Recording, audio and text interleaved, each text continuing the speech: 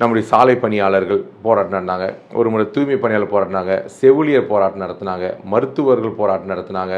அது மாத்திரம் இல்லை, ஆசிரியர்கள் போராட்டம், இடைநிலை ஆசிரியர்கள், இப்படி தொடர்ச்சியாக பார்த்தீங்க அப்படின்னு சொன்னீங்கன்னா அது ஒரு இது போக ஒரு வட சென்னையில் ஒரு பெரிய ஒரு மாநில தேசிய கட்சியினுடைய ஒரு மாநில தலைவரையே ஒரு கொலை செய்ய வேண்டிய ஒரு நிர்பந்தமான இது வரைக்கும் அந்த கொலைக்கான இது பண்ணல. அப்போ இந்த கொலை எப்படி நடந்துச்சு?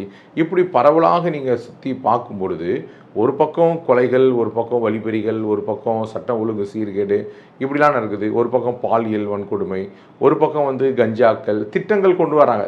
ஆனால் முந்தைய ஆட்சி காலத்தில் பல திட்டங்கள் கொண்டு வந்தார்கள், மக்கள் பாதுகாப்பாக இருந்தார்கள்.